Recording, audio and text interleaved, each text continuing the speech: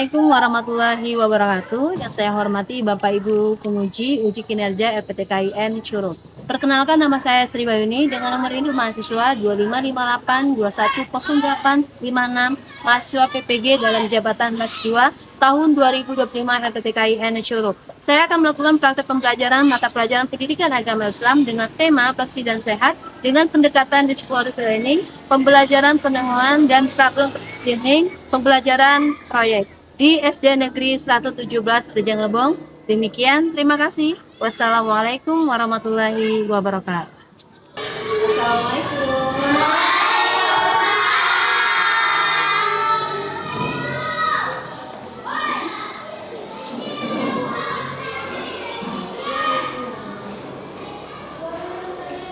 Bersedia. Beri salam kepada Ibu Guru.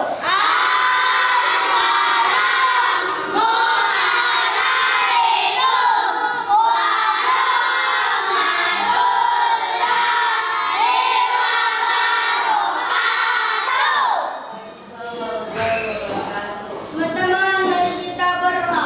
Berdoa dimulai.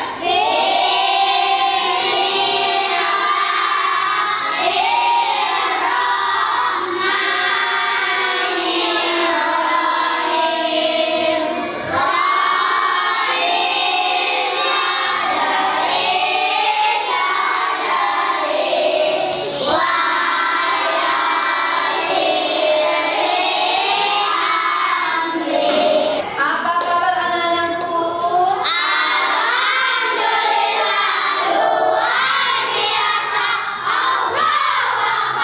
Semangat pagi. Semangat pagi. Semangat semuanya. Nah, sebelum kita memulai pelajaran di hari ini, sebagai rasa nasionalisme, Keisha boleh pimpin untuk menyanyikan lagu Indonesia Raya. Indonesia, tanah airku, tanah tumpah darahku. Di sanalah aku berdiri, jadi kandung ibuku. Oke, siapa yang di sini cinta kepada Allah? Kita akan nyanyikan lagu akan dipimpin oleh Keisha. 1, 2, 3. Satu, satu, aku cinta Allah. Dua, dua, cinta Rasulullah. Tiga, tiga, cinta orang tua. Satu, dua, tiga, jalan masuk surga. Siapa yang mau masuk surga? Aku. Oke, harus cinta kepada Allah. Juga harus cinta kepada Rasul. Juga harus cinta kepada Orang tua. itu jalan satu-satunya untuk masuk surga. Nah, siapa yang hafal dengan rukun Islam? Aku. Hafal semua ya? Ya, lalu mengingatkan lagi. Yuk kita sama-sama nyanyikan lagu rukun Islam. Masih ingat? Oke, pimpin. 1, 2, 3. Rukun Islam yang lima. Syahadat, sholat puasa. Zakat untuk sekapan. Wajib bagi yang puasa. Kita mau absen siapa yang hadir? Hadir semua? Oke. Simak namanya, dengar namanya. Siapa yang ibu panggil berarti harus ngomong Hadir. Oke, Adelia Rizkite. Adel hadir, Bu. Oke, Agel Aldipa. Adel hadir, Bu. Oke, Amanda. Amanda hadir, Bu. Aurelia. Aurelia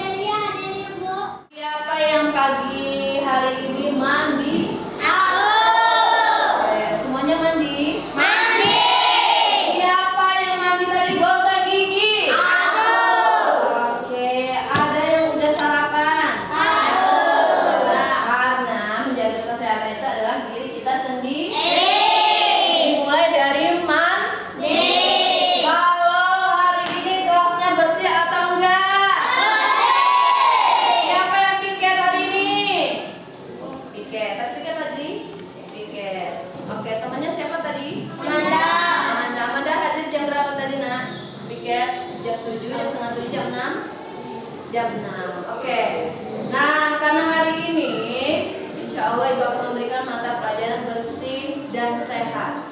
Kalau bersih berarti tadi Ibu tanya siapa yang mandi, siapa yang gosok gigi, siapa yang basah rambut. Kalau keramas Ibu tanya pakai sampo nggak? Oke, biar kenapa?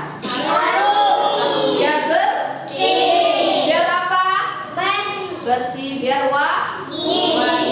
Bajunya dicuci nggak? Disetrika? Oke, karena tema kita hari ini baru memberikan pelajaran tentang bersih dan sehat. Semangat pagi! Masih semangat? Siap belajar?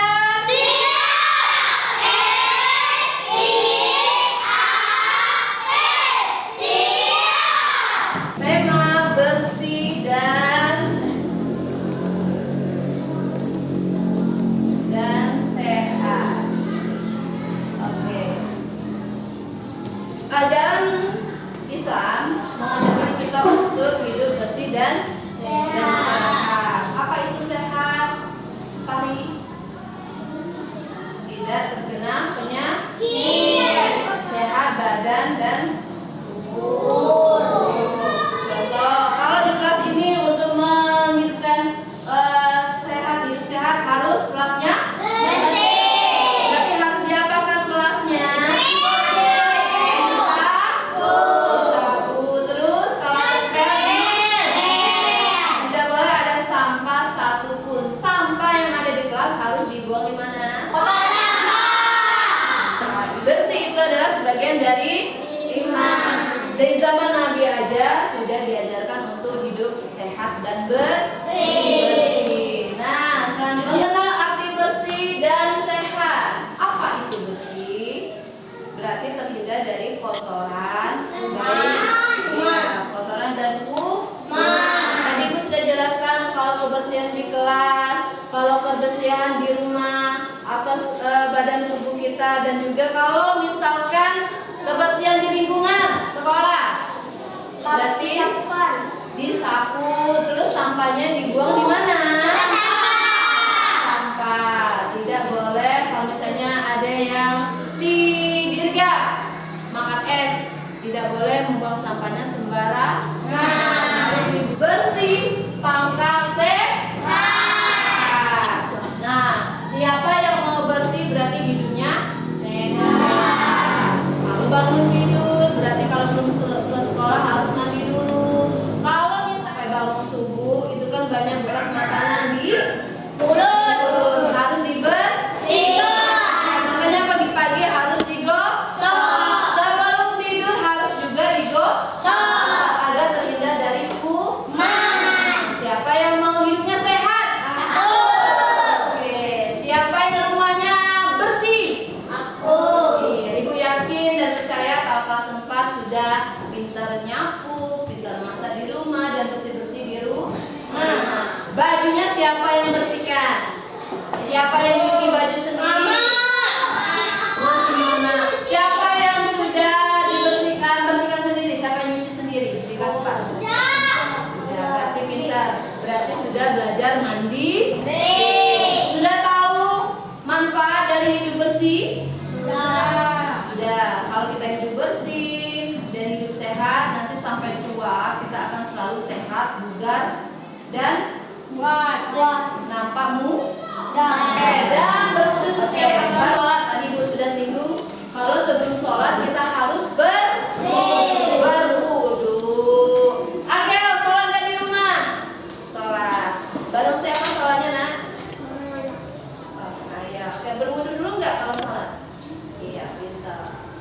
Nah, contoh-contoh yang harus menjaga kebersihan badan yang bersih akan terhindar dari kuman dan penyakit. Sebelum berangkat sekolah sudah rapi dengan pakaian bersih, harus sarapan. Walaupun sedikit kita harus jaga kesehatan kita, ya. Kalau bukan kita yang menjaga kesehatan, siapa lagi? Tidak mungkin orang. Kalau nggak ibu sehat, sering main tanah, tidak cuci makan. Kalau mau makan tidak cuci tangan, berarti nanti akan banyak kuman-kuman di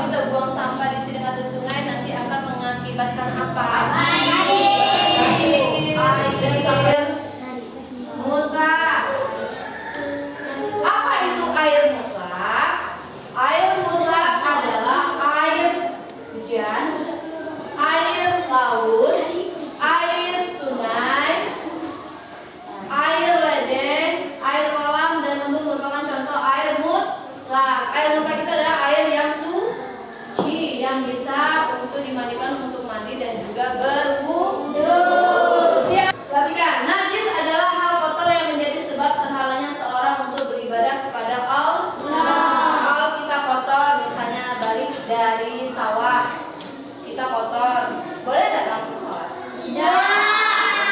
Kita berarti harus bersih dulu. Caranya harus apa dulu dia?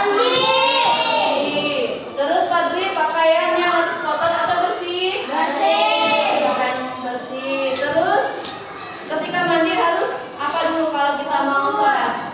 Berwudu dulu baru sholat. Karena Allah suka dengan orang yang sehat, orang yang bersih. Nah, perhatikan. Di sini ada 3 najis. Yang pertama najis mukhafafah, itu adalah najis yang ringan. Ibnu. Yang kedua najis mutawasyita, adalah najis yang sedang. Nah, yang ini yang berat adalah najis mukhaladzah, yaitu najis yang berat. Nah, seperti apa najis yang ringan? Perhatikan ke depan. Najis adalah hal kotor yang menjadikan sebab terhalangnya seseorang untuk beribadah kepada Allah.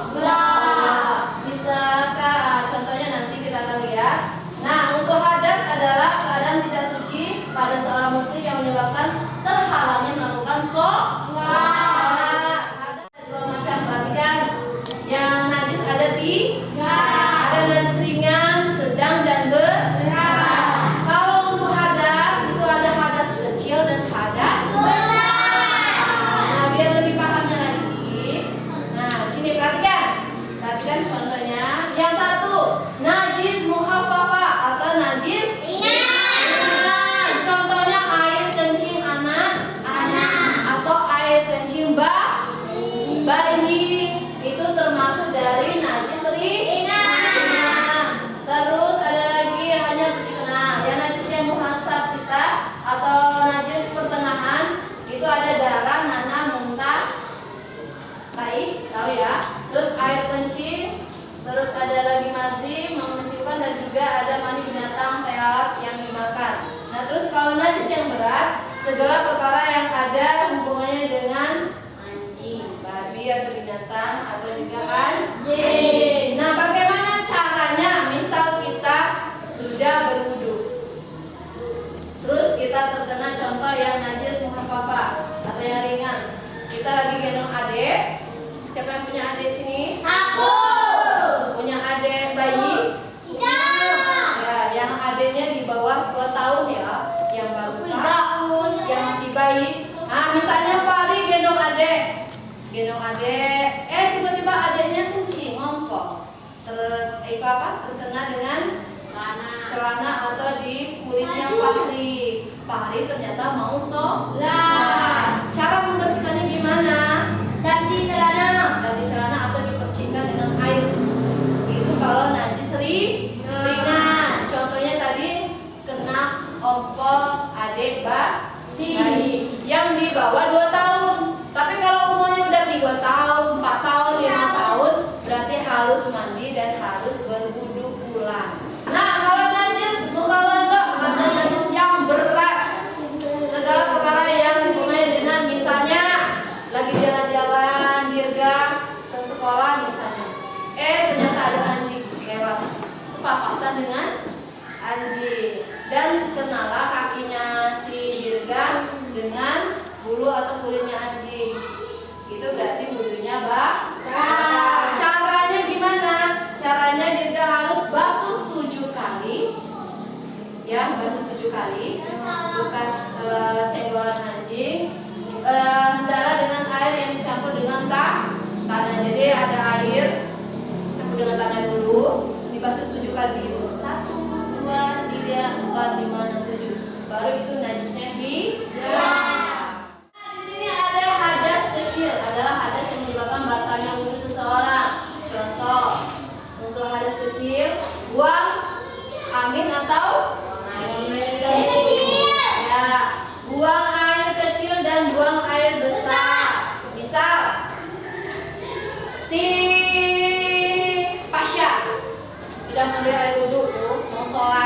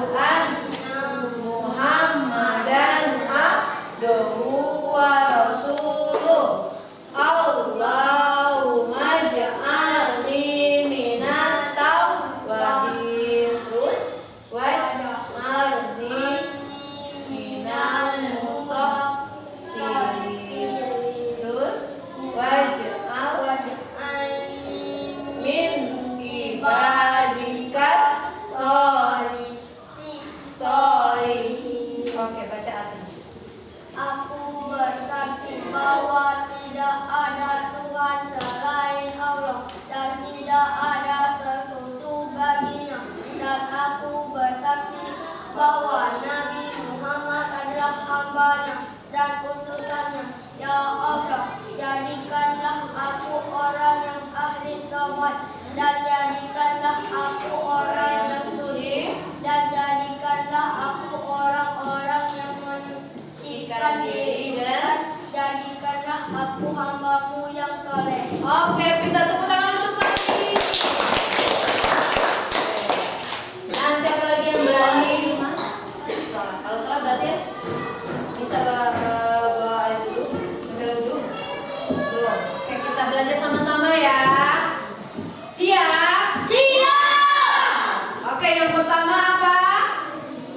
Tangan. Cuci tangan. Cuci kedua tangan, ikutin Ibu. Cuci kedua tangan semuanya ikutin gerakan. Terus kumur. Ambil air masukkan ke mulut sebanyak 3 kali. sudah kumur-kumur, ambil lagi air untuk bersihkan lubang hidung. Ya, takutnya nanti ada foto. Sudah ya? Baca bismillah Sambil cuci tangan, kumur-kumur, basuh hidung, basuh muka, tangan sampai ke siku, kepala dan telinga, terakhir cuci kaki lalu doa. Amin. Lagi ya, semuanya ikutan ya. Oke, 1, 2, 3. Baca bismillah sambil cuci tangan. Kumur-kumur, basuh hidung, basuh muka. Tangan sampai ke siku, kepala dan telinga. Terakhir cuci kaki lalu doa. Amin. Nah, dengerin ya lagunya ya. Boleh ikutan.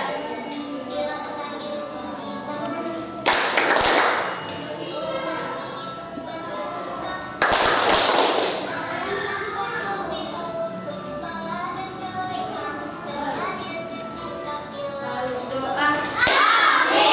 Ikutan tapi ikutin. Basuh muka.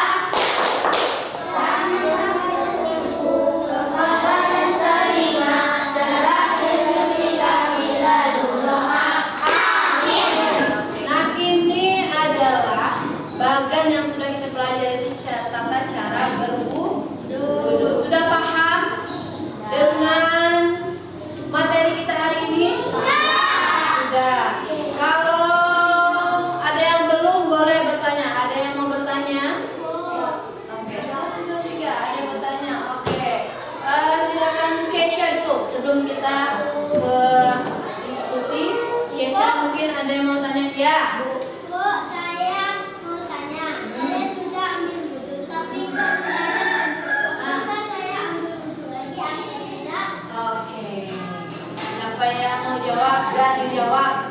Berwudu lagi atau tidak kalau udah kentut? Tidak. Wudhu lagi. Misal, kayak mau sholat, sudah ngambil wudhu, udah lengkap, udah baca doa.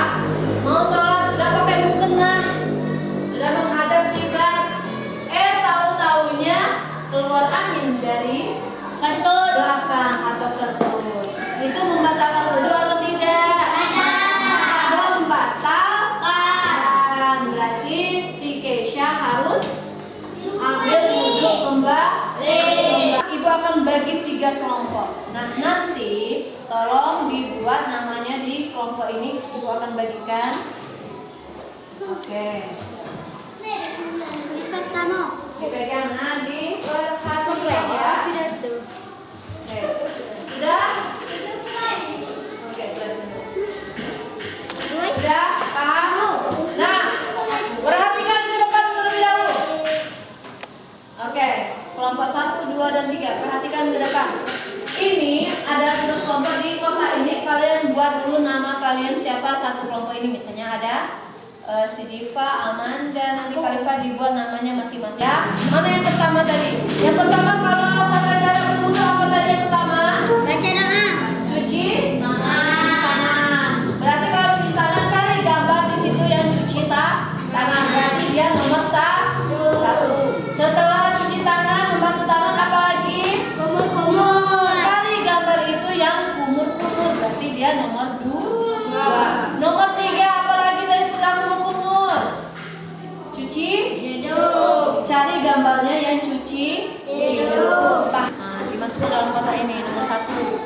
apa? Cari di sini.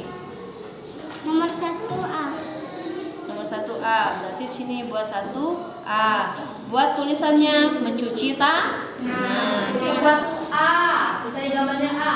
Membasuh kedua tangan. Nah, yang kedua nanti huruf apa urutannya kamu urutkan agar menjadi tata cara berwudu yang baik dan benar. Nah, ini Mencuci tangan. Mencuci tangan sama mencuci siku-siku.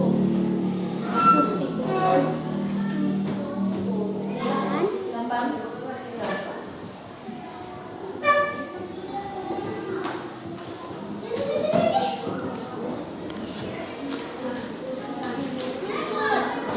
Kami di kelompok Siti Amina, Maria Keisha, Linda, Sari, Randi. Oke, hasilnya cara berwudu 1. Cuci tangan sampai bersih. Oke, kedua. Rambut sampai bersih. Oke, 3. Cuci rambut sampai bersih. Oke, 4. Cuci muka sampai bersih. Oke, 5. Cuci kuku sampai seluruh kepala Oke, lanjut. Cuci telinga sampai bersih 3 kali. Lanjut. Dan untuk pelajaran ini sehat dan bersih. Jadi kita harus menjaga kebersihan lingkungan, kebersihan di rumah dan kebersihan di kelas. Karena dalam hadis membuktikan bahwa bersih itu adalah sehat, adalah sebagian dari iman. Kalau orang yang beriman berarti harus bersih. Sholat harus bersih.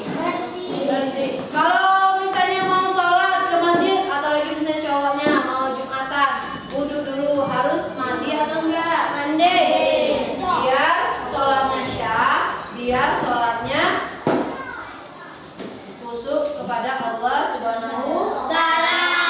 Dari pelajaran yang Ibu berikan, ada yang belum paham? Sudah paham semua? Kalau sudah paham, minggu depan untuk kelas 4 tolong kita akan praktek ujian praktek berwudu. Jadi tugasnya di rumah dari hasil diskusi tadi dan pelajaran yang Ibu udah ajarkan, mohon untuk dipelajari dan dipraktekkan. Jadi nanti kalau misalnya mau sholat berarti wudu